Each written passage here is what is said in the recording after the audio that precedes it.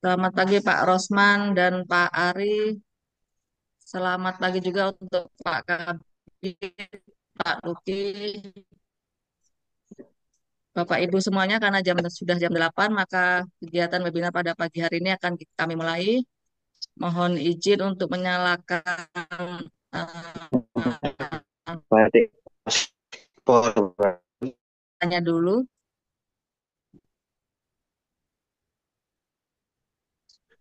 Pak Ari, waktu dan tempat kami persilakan. Oke, terima kasih Bu Ella. Assalamualaikum warahmatullahi wabarakatuh. Salam sejahtera, Waalaikumsalam warahmatullahi wabarakatuh. itu namo buddhaya, salam kebajikan. Yang terhormat Bapak Dr. Iwan MM, Kepala Dinas Perindustrian dan Perdagangan Provinsi Jawa Timur, Bapak Elvina Luki Kristian, Kepala Bidang Pengembangan Perdagangan Luar Negeri Sepindah Jawa Timur, Bapak Kumara Jati, Kepala ITPC, Indonesia Trade and Promotion Center, Los Angeles, Bapak Rosman Rahman, Kasih Pelayanan Kepabeanan, Bea Cukai, Kantor Bea Cukai Tanjung Perak, Surabaya.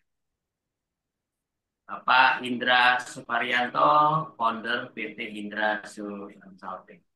Dan semua peserta yang berbahagia, hari ini Senin 9 Desember 2024, cuaca yang cerah di Jawa Timur.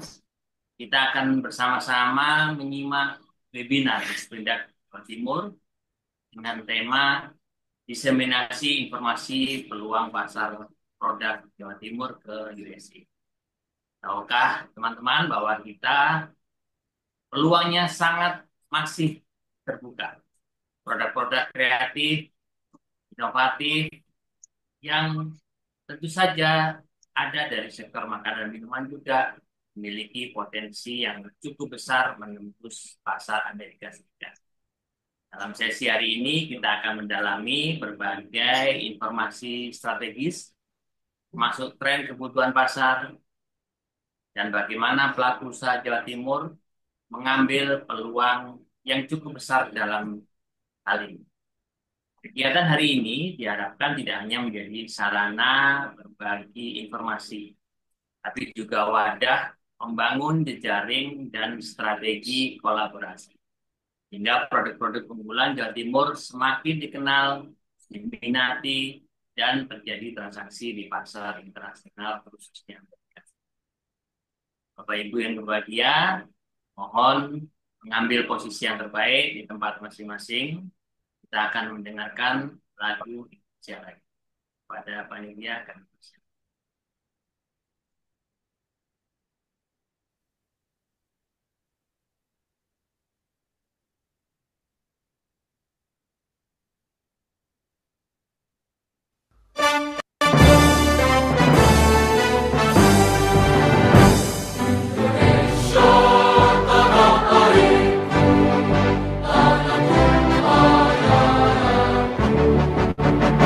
Di sanalah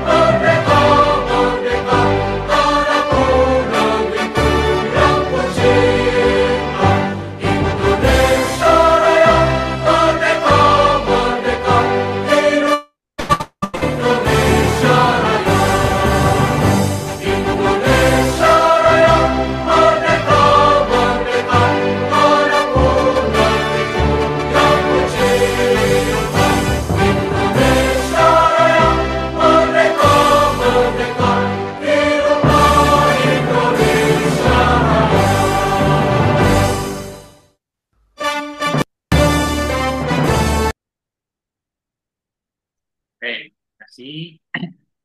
Dengan semangat untuk terus meningkatkan daya saing ekspor, marilah kita ikuti acara ini dengan antusias dan fokus. Kami percaya setiap informasi yang disampaikan hari ini menjadi hal yang luar biasa bagi Bapak. Saya persilakan kepada Bapak Erina Christian mewakili Bapak Kepala Dinas Perindustrian dan Perdagangan Provinsi Jawa Timur memberikan sambutan sekaligus membuka. Terima kasih Pak Ari. Assalamualaikum warahmatullahi wabarakatuh. Yang saya hormati Salam wabarakatuh. Bapak Kumarajati, Kepala ITPC Los Angeles. Selamat menjelang malam Pak ya, jam 8 malam ini. Oke, mohon maaf Pak. Yang saya hormati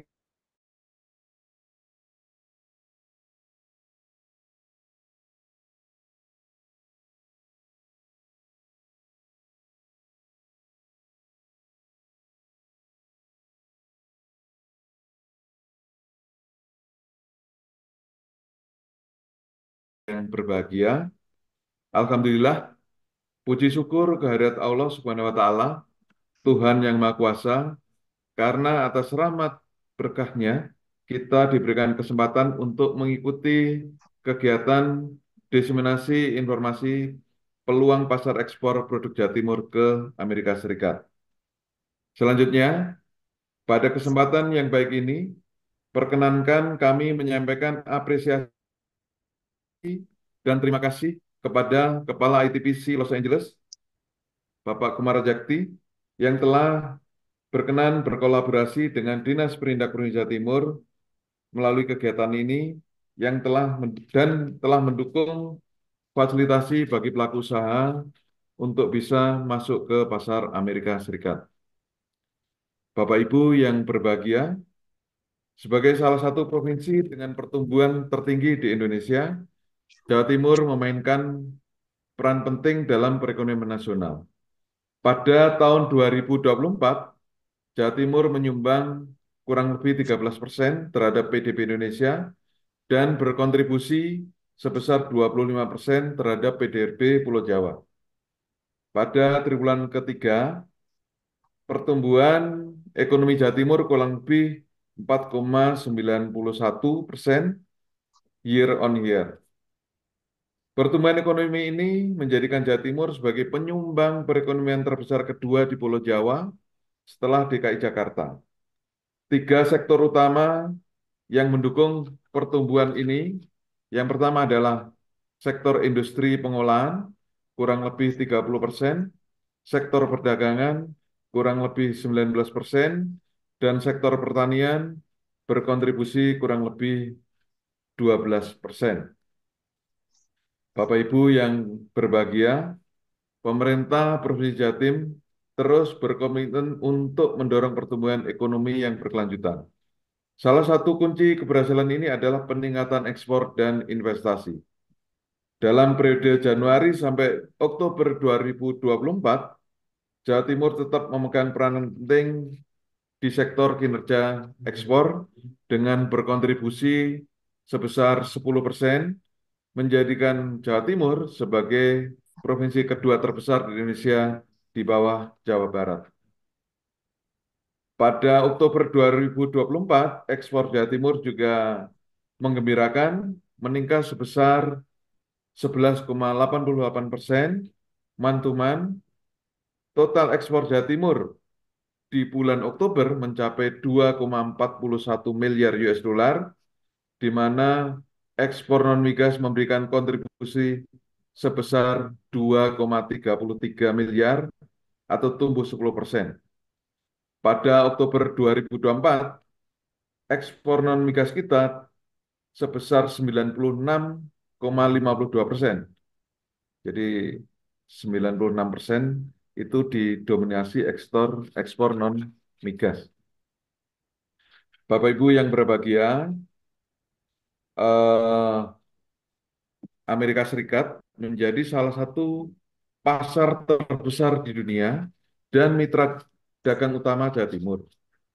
Peluang yang besar untuk ekspor dari Jawa Timur serta memiliki daya beli yang tinggi dan adanya perjanjian perdagangan dengan berbagai negara. Jawa Timur sendiri telah menjalin hubungan perdagangan dengan Amerika Serikat, di mana total nilai perdagangan selama 5 tahun terakhir kurang lebih 21,15 miliar US dolar dengan nilai impor sebesar 6,8 miliar US dollar. Neraca perdagangan Jawa Timur dengan Amerika Serikat menunjukkan surplus kurang lebih 5 tahun terakhir, dan pada tahun 2023 surplus neraca perdagangan Jawa Timur dengan Amerika Serikat sebesar 1,21 miliar US dollar dan tetap bertahan sampai dengan September 2024 sebesar 952 juta US dollar. Amerika Serikat selalu menempati posisi 3 besar negara tujuan ekspor non-migas Jawa Timur sepanjang tahun. Bapak Ibu yang kami hormati, melalui webinar ini kami berharap para peserta dapat memperoleh wawasan yang komprehensif dan strategis untuk bisa menembus pasar ekspor tersebut. Kami mengajak para pelaku usaha untuk memanfaatkan momen ini dengan sebaik-baiknya, berdiskusi dan berbagai pengalaman serta pengetahuan untuk menciptakan peluang bisnis baru.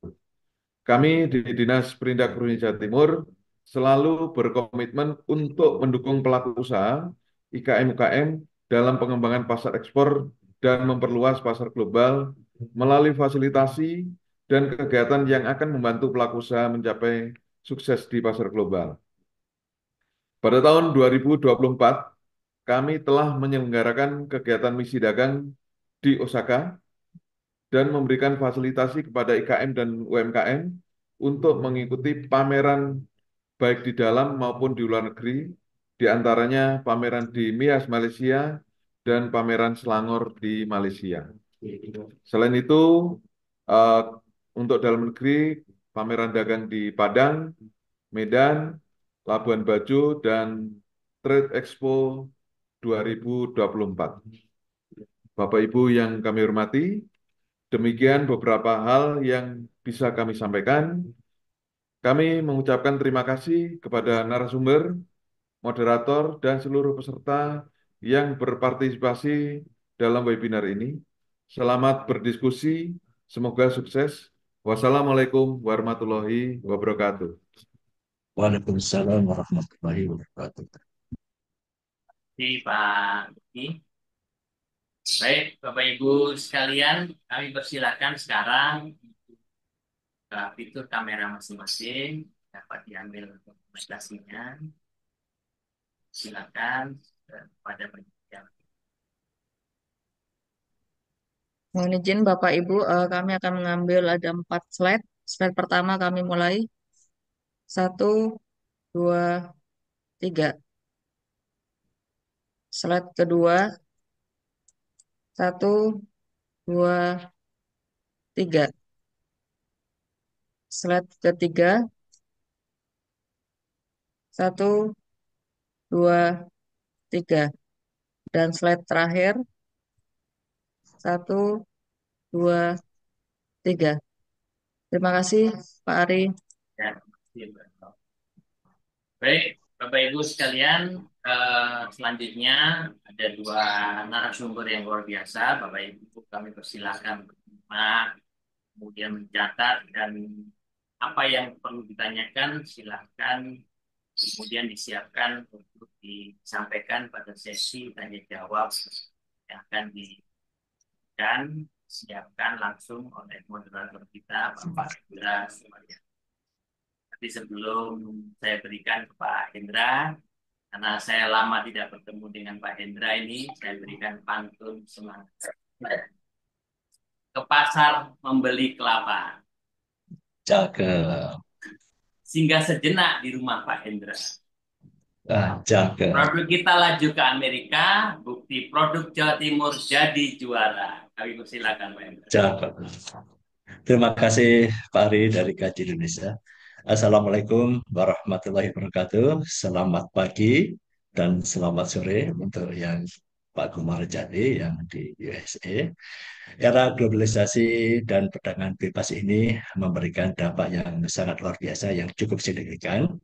Selain memberikan peluang kerjasama bisnis perdagangan, namun juga memberikan satu dampak berupa persaingan yang cukup ketat dan tajam.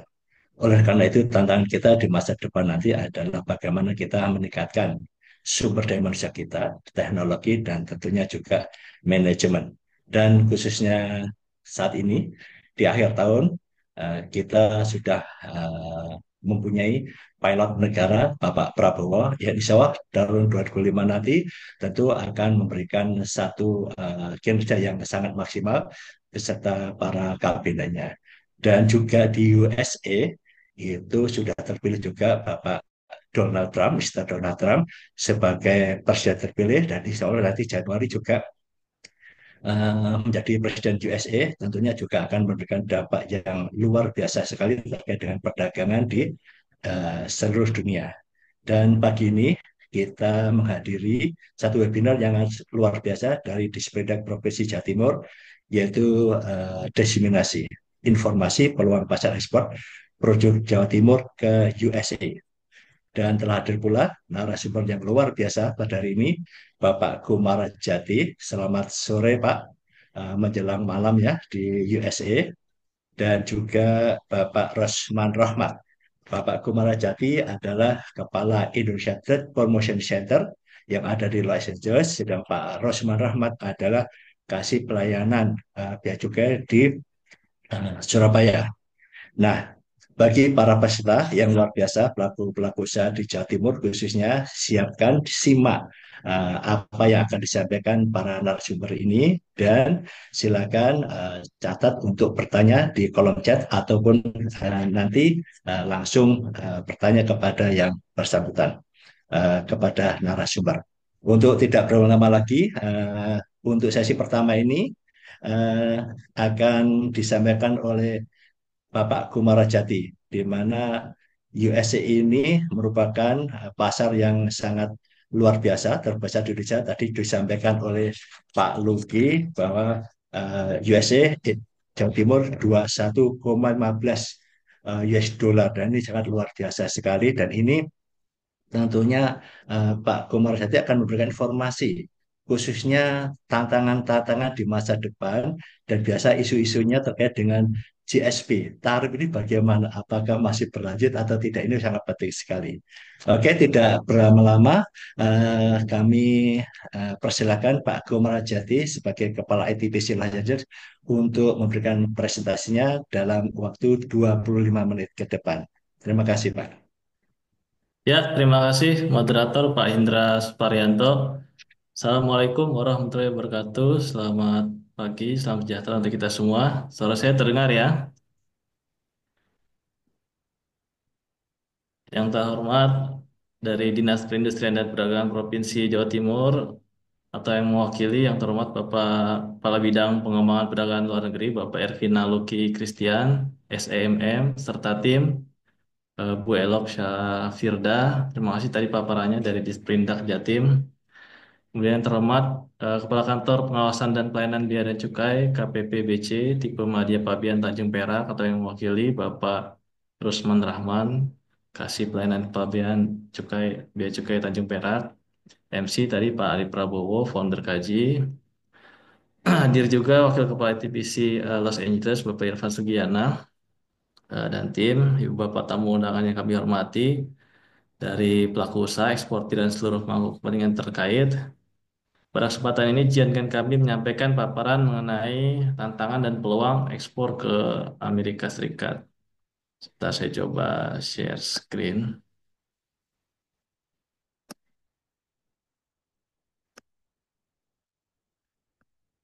Apakah terlihat?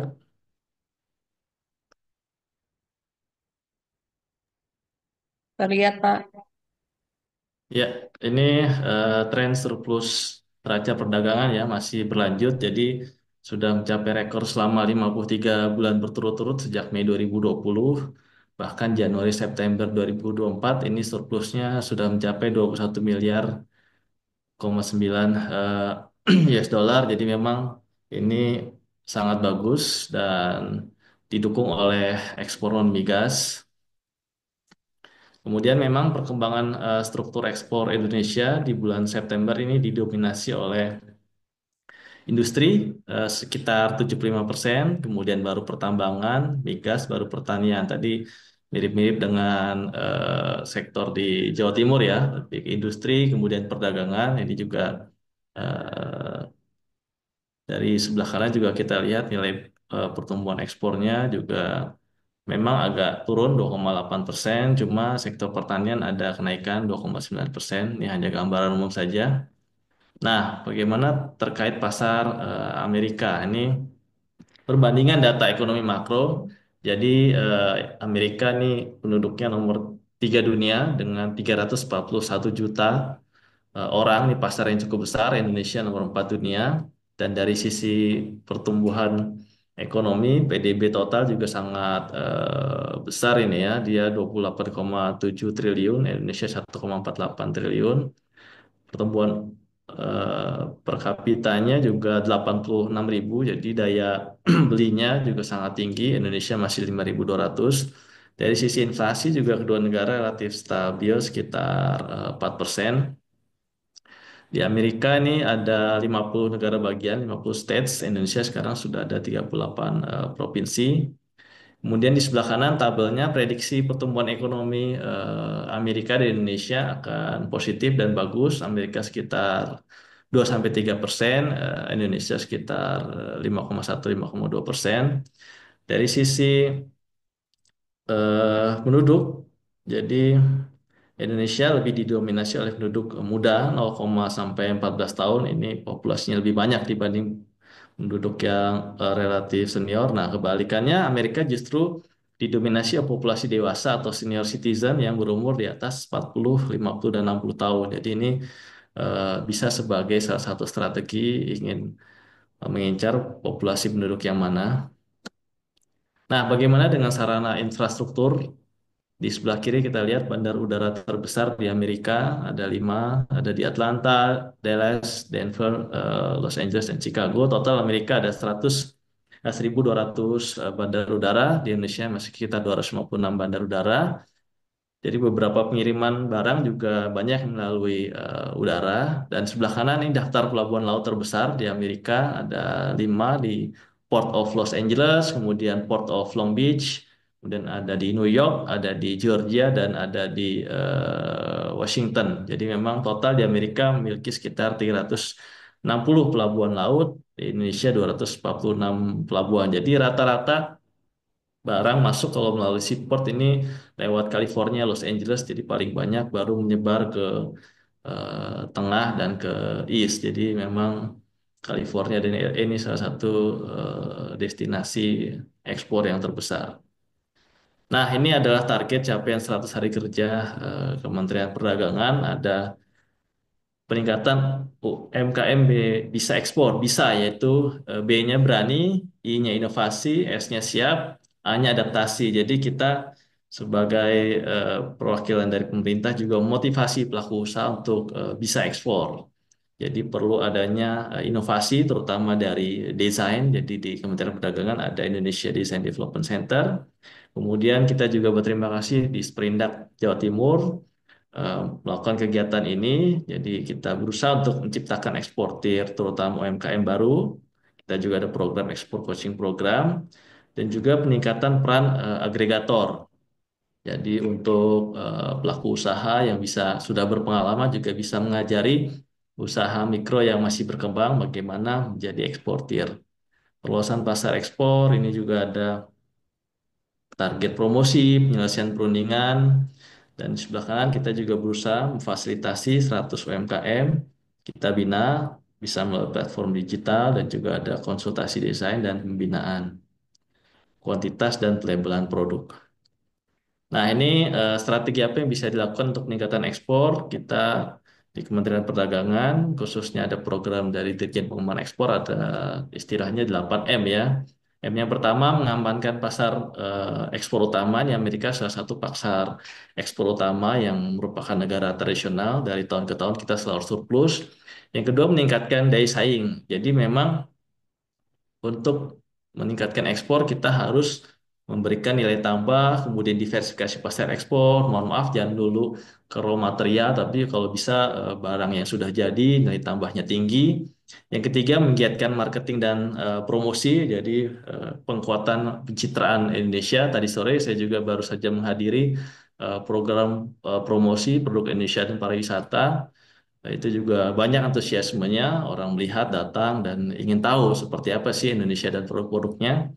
Yang keempat, memanfaatkan e-commerce, marketplace, dan sarana promosi online. Meskipun Amerika jauh pengiriman sekitar 2 bulan kalau melalui laut, tapi kalau kita bisa melakukan online, kita bisa memberitahu seperti apa sih perusahaan kita, seperti apa produk kita.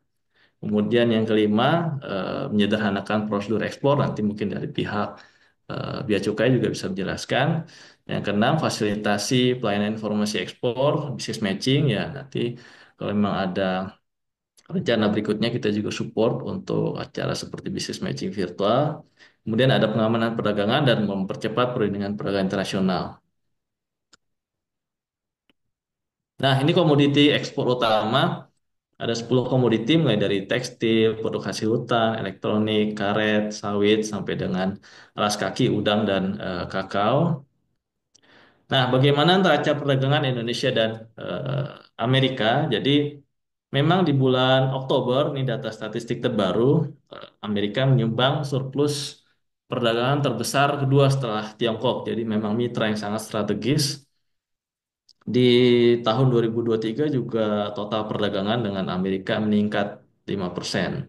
Jadi memang angkanya sangat besar, di tahun 2023 ini bisa mencapai 23,2 miliar US dollar dan surplus kita 11,9 miliar.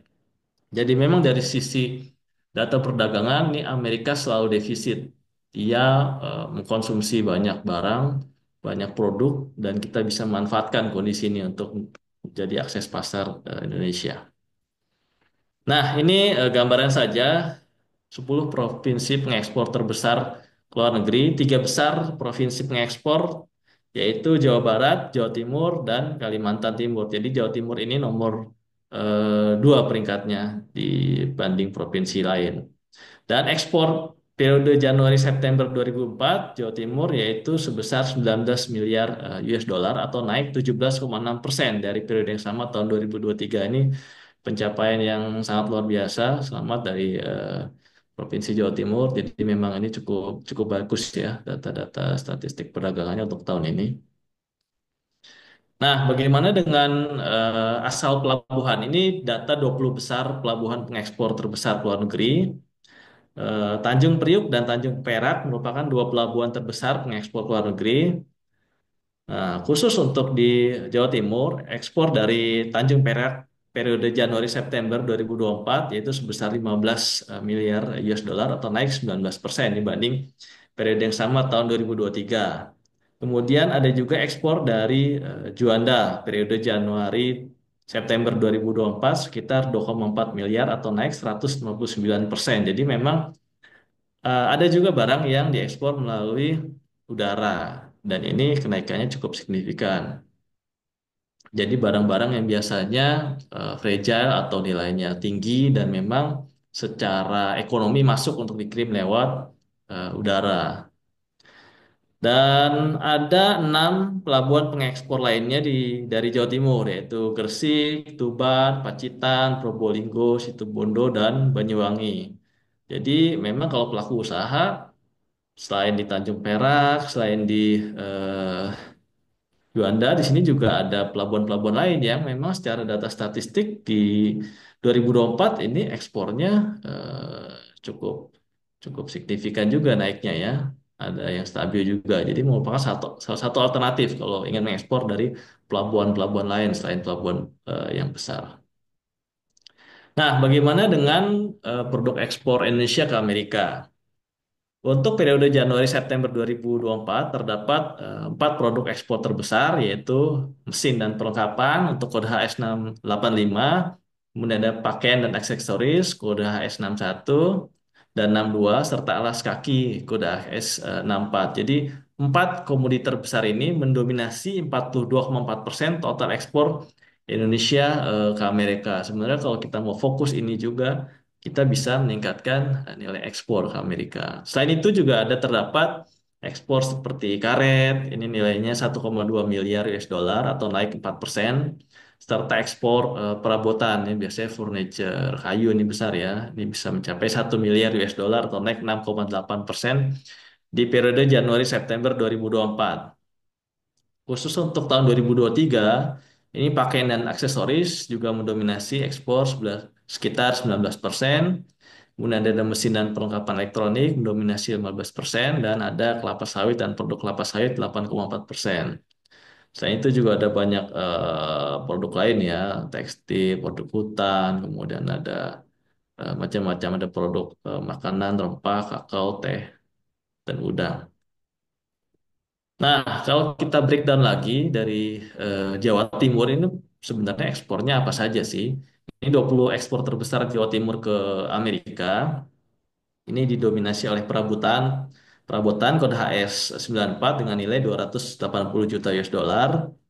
Ini periode Januari September tahun ini naik 0,61%. Kemudian ada lagi ekspor yang naik seperti kayu.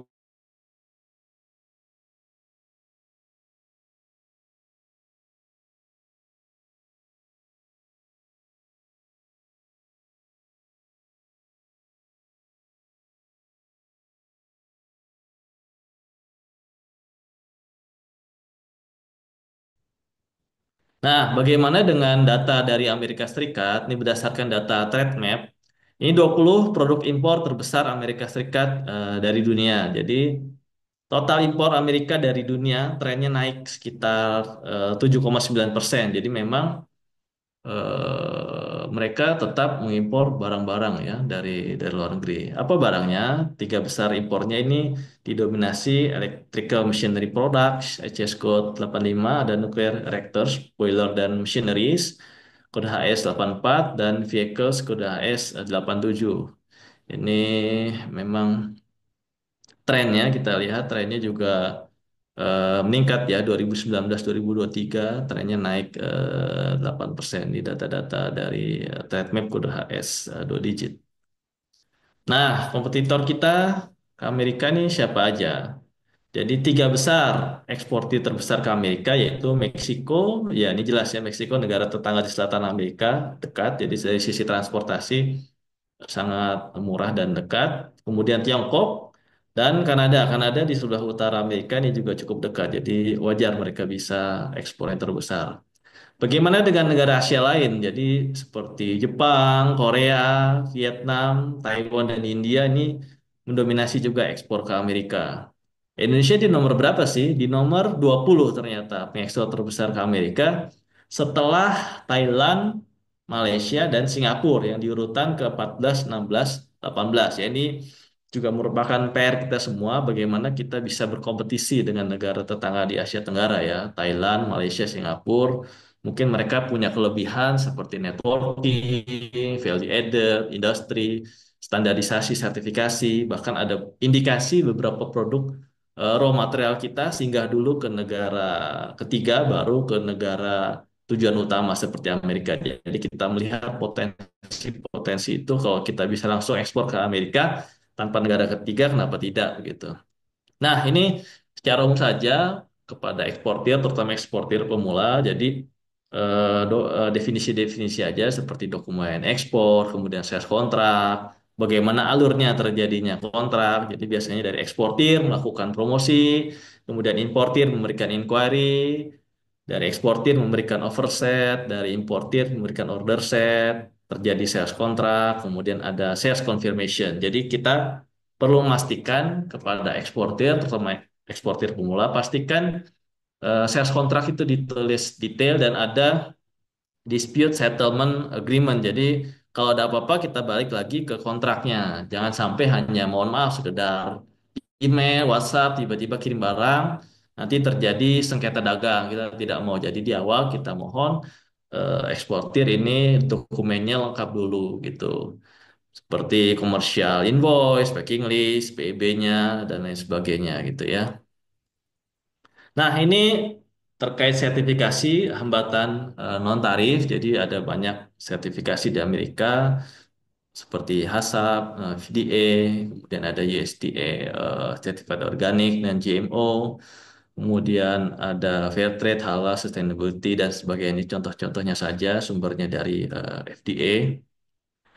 Kemudian bagaimana regulasi peredaran barang di Amerika? Di sebelah kiri kita lihat eh, dari tingkat peraturan regulasi. Yang pertama dari sisi Amerika, Federal Regulation, kemudian ada State Regulation, negara bagian seperti California, kemudian ada Local Government Regulation. Kemudian ada dari sisi Federal Regulation, ada USDA, ini Kementannya, Kementerian Pertaniannya Amerika, kemudian FDA-nya dari BPOM-nya Amerika, kemudian kalau memang organik ada USDA organik, kemudian ada juga regulasi terkait produk aparel, bahkan ada produk elektrik termasuk furniture lampu ini juga ada sertifikatnya. Khusus untuk negara bagian California, ada California Proposition 65 warning, jadi semua produk diwajibkan ada eh, Proposition 65 warning ini, yaitu menginformasikan bahwa produk tersebut mengandung bahan kimia gitu. Jadi bukan hanya produk makanan tapi bahkan lampu, kadang gelas dan lain sebagainya, ini ada Proposition 65 untuk di negara bagian California. Nah, bagaimana dengan sertifikasi dan labeling untuk FDA? Memang ini untuk produk makanan, obat, kosmetik, dan produk biologis lainnya atau produk-produk lainnya yang terkait dengan konsumsi dari manusia ini diwajibkan adanya sertifikat US FDA ini di fasilitasi manufakturnya ya. Kemudian kalau produk pertanian perlu ada sertifikasi US Department of Agriculture, dan kalau ingin produknya diklaim organik juga perlu ada USDA organik. Ini hanya sebelah kanan, hanya contoh saja komponen yang diperlukan di setiap kemasan produk. Ada 5, seperti identitas, nama makanan, kemudian jumlah isi bersih. Ini wajib ada ons-nya, bukan hanya gram. Kemudian jumlah produknya, fakta nutrisinya seperti apa, pernyataan bahan dan alergennya, kemudian nama dan alamat produsen, pengemas, dan distributornya siapa. Ini berikutnya Food Facility Registration, US FDA, ini hanya contoh saja Certificate of Registration. Ap- Ini diperlukan bagi usaha yang melakukan apa? Yang melakukan produksi, pemrosesan, pengemasan, penyimpanan produk seperti makanan dan minuman sesuai dengan ketentuan Bioterrorism Act tahun 2002. Dan perusahaan makanan dan minuman asing wajib menggunakan agen yang berisensi FDA agent. Baik itu agen, konsultan, importir berisensi. Nah, bagaimana dengan ketentuan labeling di sebelah kiri? Ini contoh label nutrisi di Amerika. Jadi awalnya original label, kemudian mereka menerapkan new label. Jadi seperti kita lihat tulisan kalorisnya dan angkanya relatif lebih besar dibanding original label sebelumnya. Mungkin untuk memudahkan konsumen menghitung kalori intake yang dikonsumsi dia per hari. Misalnya ini 230 dikali berapa produk, dikali 5 dia berapa kali sehari konsumsi kalori. Jadi ini untuk memudahkan konsumen dan perlindungan konsumen. Dan ada beberapa hal baru seperti kewajiban deklarasi baru, vitamin D, potasium dan added sugar. Kemudian ada juga vitamin A dan C jadi tidak wajib. Kemudian kalori dan lemak juga tidak wajib. Kemudian ada definisi baru, dietary fibers, dan ada unit penghitungan baru seperti vitamin D, niacin, dan lain sebagainya.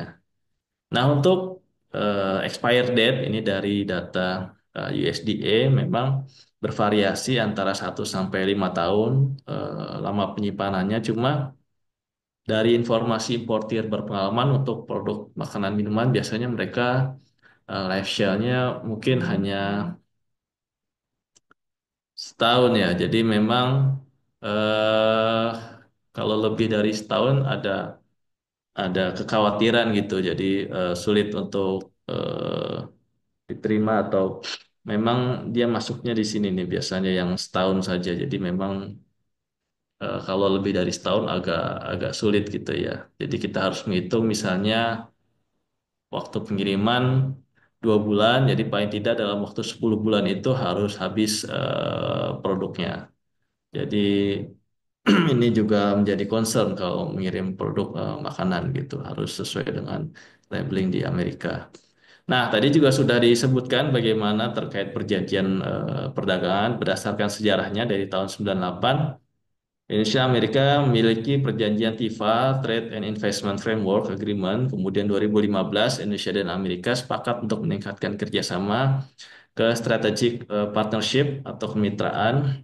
Ada 6 area, salah satunya pertumbuhan dan pengembangan ekonomi. Kemudian 2020 memang ada perpanjangan GSP sudah disetujui, cuma dari sisi legislatifnya belum diresmikan. Jadi mohon maaf, eksportir harus menghitung juga tarif impor yang dikenakan.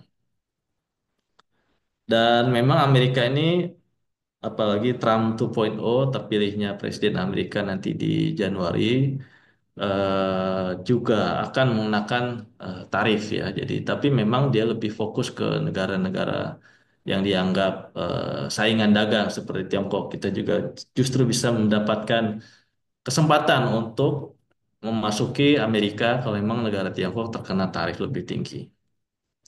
Nah, ini baru saja saya buat kebijakan tarif Amerika secara umum. Memang relatif rendah ya di bawah 10% sebelah kiri. Produk-produknya food product, tekstil sampai dengan transportasi. Di sebelah kanan kita lihat ada yang cukup tinggi di 2019. Ini produk pangan tapi memang turun lagi di 2020. Jadi memang tarif rata-rata impor Amerika ini relatif rendah, sekitar 2-3%. Jadi mereka sangat pede, jadi memang negara maju, terbuka, liberal, semua bisa berkompetisi, tarifnya rendah. Dan ya ini karena memang kalau tarifnya tinggi bisa berdampak terhadap inflasi. Meskipun memang ada indikasi presiden berikutnya Amerika akan menetapkan tarif. Nah, nanti kita bisa proyeksikan bagaimana ke depannya.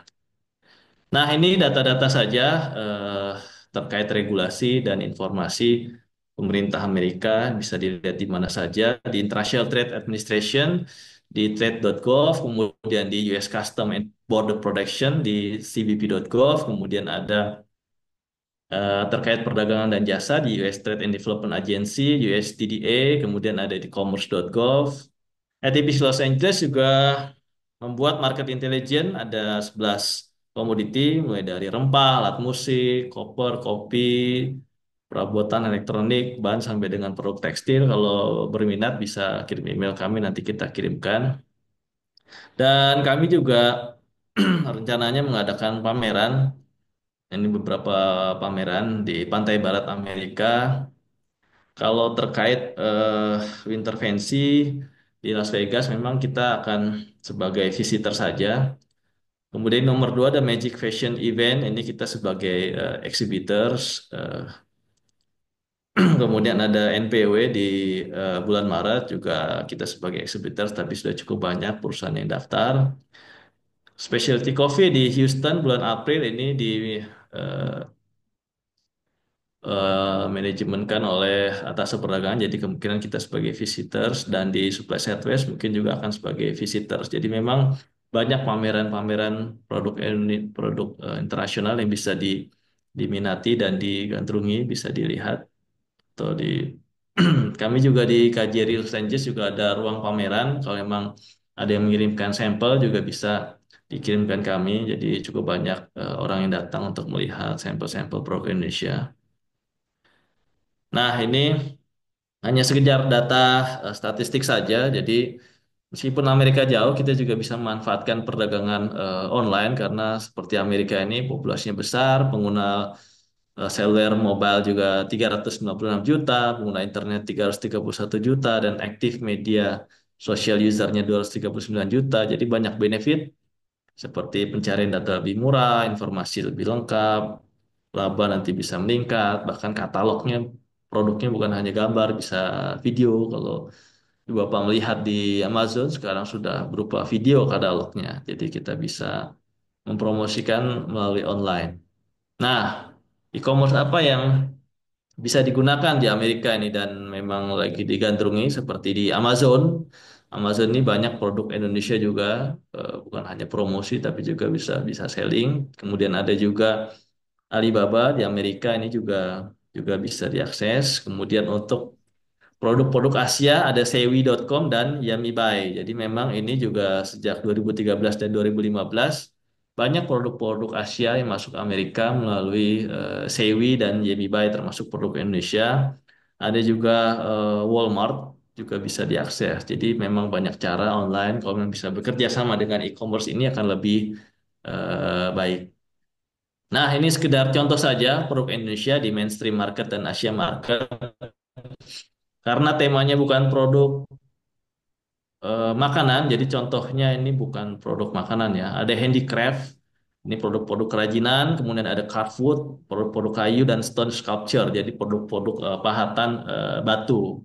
Ini baru kemarin saya foto di World Market di The Groove. Jadi memang ini produk-produk kerajinan Indonesia dan asli Indonesia di mention di sana. Yang kedua ada aksesoris, kemudian ada handbag, ada woman dress. Jadi ini di Hexi House of Explore Indonesia dan ada beberapa toko-toko Indonesia, baik online offline juga menjual produk Indonesia. Kemudian ada juga wooden chair dan wooden cabinet. Ini contohnya dari The Art Collection, ini juga available online dan bisa dibeli. Nah, ini contoh produk manufacture di Amerika. Kami pernah mengunjungi Western Plastic. Jadi ini produk-produk plastik yang sangat besar, dia transaksinya juga besar. Ini mensuplai bukan hanya Amerika, tapi plastik ke Meksiko dan ke Kanada. Nah, ini yang di sebelah kanan juga ada ekspor perdana ke Amerika dalam bentuk sepeda listrik kemarin juga, kalau tidak salah Izin dari merangkul menit Pak Kumarajati. Siap. Ada juga contoh dari Disperindak juga mensupport kegiatan ini. Nah, ini prediksi pengaruh kebijakan Donald Trump terhadap produk ekspor ke Amerika. Memang Trump ini fokus ke proteksionisme dan America First, tapi kita juga bisa memanfaatkan apabila yang terkena hambatan dari Tiongkok. Jadi ada celah yang ditinggalkan. Dari sisi regulasi, kualitas dan standar, kita harus bisa memenuhi persyaratan yang lebih tinggi seperti sertifikasi, standar kesehatan. Bagaimana strateginya? Kita perlu inovasi dan diferensiasi. Jadi kita harus tahu bagaimana meningkatkan nilai tambah produk Indonesia. Nah, ini hanya strategi saja, 3P seperti produksi dan pasca produksi, promosi dan pemasaran, dan peraturan perdagangan. Kemudian, nah ini ada website di Kementerian Perdagangan, ini export.id, jadi eksportir bisa mendaftar, sudah cukup banyak anggota, dan ada analisis pasar yang bisa diakses. Ini ada contoh perusahaan buyer yang membeli produk Indonesia di Amerika, ada di Art Collection, AFM Contract, Furniture of America, Seven Avenue, dan Casih Co-op. Nah, ini ada perwakilan pemerintah Indonesia di Amerika, di KBRI, kemudian ada KJRI Los Angeles, ITPC LA, ITPC Chicago, kemudian ada KJRI Chicago, ada KJRI New York, KJRI Houston, dan KJRI San Francisco. Jadi tergantung dari pelaku usaha yang mengakses Amerika di negara bagian mana, West Coast, East Coast, atau di tengah. Kemudian ada juga pemerintah Amerika di Indonesia, US Embassy, mereka ada program Select USA. Jadi kalau memang ada pelaku usaha yang buka unit usaha di Amerika, mereka ada programnya, ada konjen di Surabaya, konsul di Medan, dan US Consular di Bali. Ini ada pemangku kepentingan meningkatkan ekspor di Kemendak, ada pusat pelatihan ekspor jasa perdagangan, ada FTA Center Jakarta, Semarang, Bandung, Ekspor Center Surabaya juga ada, Ekspor Center Makassar, ada Indonesia Design Center untuk mengembangkan desain, dan ada Permanent Trade Display juga di Kemendak di Gambir. Nah, sebagai penutup, ya kami berterima kasih kepada pelaku usaha dan khususnya kepada Disperindak Jawa Timur sudah melakukan kegiatan ini. Jadi memang diklat dan sosialisasi berkelanjutan ini diperlukan kepada stakeholder untuk memperkenalkan bagaimana standar dan sertifikasi serta antisipasi perubahan preferensi konsumen khususnya di Amerika Kemudian networking juga penting kepada akademik, bisnis, government, community, dan media. Jadi di California kebetulan cukup banyak diaspora Indonesia. Tadi juga saya lihat ada Bu Elizabeth, salah satu diaspora Indonesia yang sangat berpengalaman. Jadi kita bisa mengambil keuntungan untuk peningkatan networking ini. Yang ketiga, kita juga perlu riset pasar dan bekerjasama dengan importir, distributor, dan buyer berpengalaman untuk memahami dan melakukan akses pasar lebih ke Amerika. Serta yang terakhir, kita perlu peningkatan kualitas, kuantitas, kontinuitas, kreativitas produk kita, serta perlu menambahkan story behind the product atau product story di produk yang ingin kita ekspor ke luar negeri termasuk ke Amerika. Demikian sementara dari kami, kurang lebihnya mohon maaf. Saya kembalikan kepada moderator. Wassalamualaikum warahmatullahi wabarakatuh. Terima kasih. Waalaikumsalam warahmatullahi wabarakatuh. Terima kasih Pak Gubernur Jati. Luar biasa sekali presentasinya. Ini semoga peluang-peluang ini juga diraih ya teman-teman pelaku usaha khususnya di Jawa Timur dan juga tantangan-tantangan yang sudah disampaikan di mana peluang pasar yang luar biasa ini juga bisa diatasi oleh teman-teman pelaku usaha khususnya yang ada di Jawa Timur. Untuk selanjutnya narasumber kedua ini sangat penting ya karena garda terakhir barang yang mau keluar pabean ini dari Bea Cukai lah nanti akan memberikan satu presentasi terkait mungkin ada istilah bocoran halus ya kemungkinan akan ada satu program ataupun satu kebijakan-kebijakan baru di mana Bea Cukai ini tadi saya katakan sebagai garda terakhir ya garda terakhir yang menyatakan barang itu bisa keluar sampai ke luar negeri dan juga sampai nanti bisa masuk ke pasar-pasar khusus USA. Tidak berlama kami eh, Pak Rosman untuk memberikan presentasinya kurang lebih 25 menit ke depan. Silakan Pak Rosman. Terima kasih Pak Indra selaku moderator. Yang terhormat Pak Luki, Pak Kumarajati, dan Bu Elok, dan teman-teman sekalian. Mungkin kita cepat aja ya karena cuma setengah jam. Mungkin bisa dibantu itunya, PowerPoint-nya.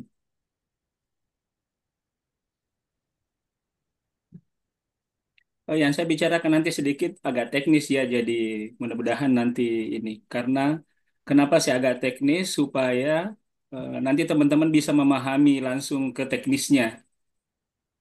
Suara saya terdengar Pak Hindra ya? Jelas Pak. Oke, terima kasih. Assalamualaikum warahmatullahi wabarakatuh. Yang terhormat Pak Luki, Pak Hindra, Pak Ari, semua teman-teman. Izin nama saya Rosman Rahman, saya seksi pelayanan kepabeanan dan cukai di KPPBC Tanjung Perak. Dalam hal ini mewakili kepala kantor, juga teman-teman bea cukai lainnya. Karena beberapa nanti wilayah yang mungkin tempat eh, berusaha ibu itu mungkin di wilayah bea cukai lain seperti Sidoarjo, Gresik, ataupun nanti di tempat lain Jember atau Banyuwangi. Tapi pada dasarnya semua peraturan bea cukai itu sama ya. Oke, next slide. Nah, ini sedikit perkenalan tugas fungsi bea cukai itu ada empat sebagai revenue collector, sebagai industrial assistant, sebagai community protector, dan sebagai trade facilitator. Jadi kalau kita dengar tadi dari Pak eh, pembicara sebelumnya, ini kita ada semua di sini Pak. Jadi untuk penerimaan negara, untuk industrial assistant nanti kita bicarakan karena sedikit tadi masalah ekspor yang ke sana itu banyak produk tekstil dan sepatu yang community protector ini kita lihat tahu lah ya bea cukai itu masalah narkotika dan psikotropika ataupun barang larangan pembatasan lainnya dan yang terakhir trade facilitator. Di sini tujuan dan fungsinya tersebut itu untuk EUDB, isi undang bisnis dan perlindungan masyarakat. Oke, next slide. Nah, mungkin ini kita lewatin aja ya. Dasar hukumnya diekspor. Oke, next slide. Nah, kita belajar sedikit masalah ekspor. Ekspor itu adalah artinya dalam Undang-Undang KPBN dan Cukai itu kegiatan mengeluarkan barang dari daerah pabean. Daerah pabean itu seluruh wilayah Republik Indonesia. Nah, secara yuridis, barang yang telah dimuat ke sarana pengangkut untuk dikeluarkan dari daerah pabean dianggap telah diekspor dan diperlakukan sebagai barang ekspor. Penjelasannya secara nyata ekspor terjadi pada saat barang melintasi daerah pabean atau batas negara. Jadi seharusnya itu dianggap telah diekspor kalau melewati batas negara. Namun mengingat dari segi pelayanan dan pengamanan tidak mungkin menempatkan pejabat bea cukai di sepanjang garis perbatasan untuk memberikan pelayanan dan melakukan pengawasan barang ekspor. Maka untuk yuridis ekspor dianggap telah terjadi pada saat barang tersebut telah dimuat di sarana pengangkut yang akan berangkat keluar daerah pabean. Jadi pada saat kontainer Bapak Ibu sudah naik di atas palka itu dianggap proses ekspornya sudah selesai. Oke, next. Nah, ini kita bicara sedikit di sini kategori barang ekspor. Nah, yang pertama tadi itu adalah ekspor umum ya. Ekspor umum itu berarti dia tidak khusus, tidak fasilitas, dan tidak dikenakan biaya keluar. Ekspor secara umum. Seperti kopi, rempah, karkol, kakao. Nah, itu nanti masuk ke kategori ekspor umum. Nah, yang tadi kita lihat juga bahwa ada kakao yang ke Amerika. Nah, biasanya yang itu tidak, eh, kalau yang empat ini tidak perlu larangan pembatasan. Jadi, eh, silakan langsung diajukan nanti dokumennya, langsung dapat NT, langsung berangkat barangnya. Yang kedua ini ekspor khusus. Yang ketiga fasilitas. Nah, ini yang mungkin saya mau sampaikan di sini.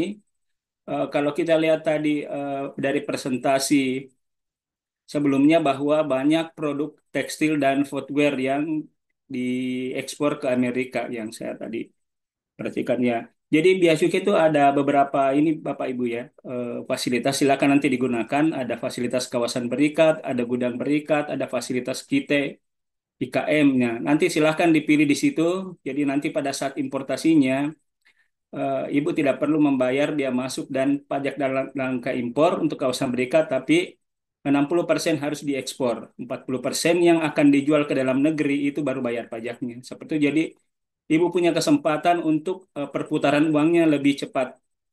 Seperti itu karena tidak perlu membayar biaya masuk dan pajak dalam rangka impor walaupun endingnya nanti misalnya mau direstitusi tapi itu kan bisa dipergunakan yang lain. Nah, yang terakhir ini adalah ekspor dengan biaya keluar. Ekspor dengan biaya keluar itu ya memang ada untuk produk-produk tertentu nanti dikenakan biaya keluar. Misalnya konsentrat mineral, kulit, kayu, eh, biji kakao dan CPO dan turunannya. Jadi memang untuk ini juga peraturan dari Kementerian Perdagangan untuk produk-produk tertentu yang konsumsi di dalam negeri masih banyak itu harus dibatasi dengan memberikan biaya keluar. Oke, next slide. Nah, ini agak teknis kita ke belakang ya. Jadi di Bea Cukai itu sekarang sudah mempunyai aplikasi ekspor namanya CESA 4.0. Jadi eh, eh, aplikasi CESA 4.0 ekspor ini hanya sebagian dari aplikasi CESA. CESA itu Custom Access Information System and Automation. Nah, kita kalau di Tanjung Perak itu sudah menggunakan CESA 4.0 mandatori, jadi sudah tidak ada pilihan harus pakai itu.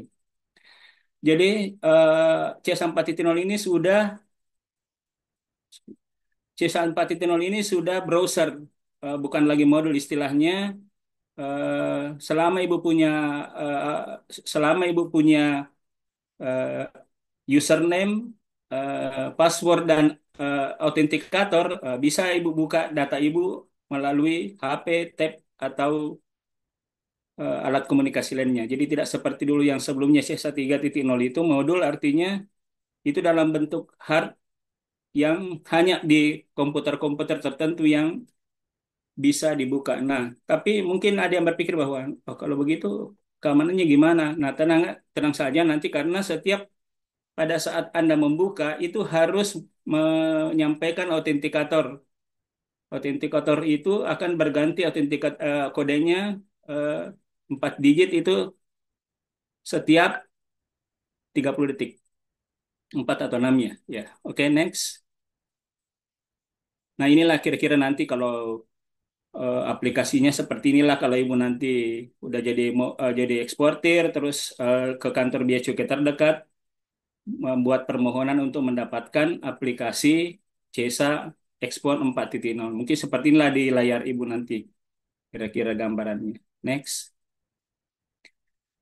Oke, untuk eksportasi Bapak Ibu harus menyampaikan dalam bentuk PEB atau istilah di bea cukai adalah BC 3.0 ya. Nah, jadi ini wajib. Jadi kalau tidak menyampaikan PEB itu dianggap penyelundupan ekspor dan itu pidana. Next. Nah ini contohnya ya hard copy-nya. Ini kebetulan kemarin saya ambil contoh ekspor karkol ke Jerman. Eh, ini juga bagus ini ininya prospeknya. Oke, next. Jadi nanti kalau ada waktu nanti kita pelajari semua kolom-kolomnya ini cara pengisiannya. Jadi nanti misalnya ada teman-teman yang benar-benar mau ekspor, tidak mau menggunakan agent atau PPJK, pengen belajar sendiri, silakan datang ke Bea Cukai. Nanti kami ajarin pengisiannya. Kami ada klinik ekspor. Oke, next slide. Nah, ini mungkin dipahami ya, agak lama sedikit di slide ini. Ini prosesnya nih, kalau nanti sudah jadi eksportir, jadi ini full sistem ya. Oke, kita mulai dari yang sebelah kiri atas, yang megang komputer itu eksportir atau PPJK. Dengan menggunakan aplikasi CESA 4.0 untuk PEB, eh, nanti melampirkan dokumen-dokumennya, dokumen-dokumen pelengkapnya yaitu invoice, packing list, nanti kalau ada dokumen lartasnya, itu ke INSW. Jadi tidak langsung masuk ke bea cukai Pak ya, Bapak Ibu ya. Jadi nanti di NSW itu misalnya Ibu ekspor mineral atau ekspor lainnya yang ada lartas dan ada BK-nya itu dicek dulu di sistemnya INSW. Apakah Anda sudah bayar BK-nya seperti yang merah di bawah kertas itu? Begitu Anda input akan keluar NTPN, nota penerimaan negara, nota tanda penerimaan negara. Jadi nanti itu akan membayar biaya keluarnya ke bank. Setelah bank konfirmasi ke INSW, baru nanti dicek lartasnya sudah ada. Kalau sudah lengkap semua, baru masuk ke CESA DJBC. Jadi kalau belum lengkap nanti misalnya Anda belum bayar BK-nya, belum lartasnya belum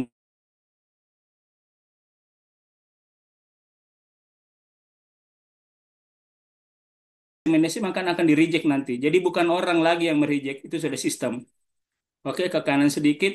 Ada orang yang kayak bapak-bapak bea cukai ya. Bapak-bapak bea cukai itu kalau misalnya terjadi trouble, namanya flag satu itu sistem nanti. Jadi sistem itu sekali-sekali akan mengirimkan ke sistem notif ke ibu bahwa ibu harus membawa hard copy-nya ke bea cukai untuk disamakan dengan data bea cukai.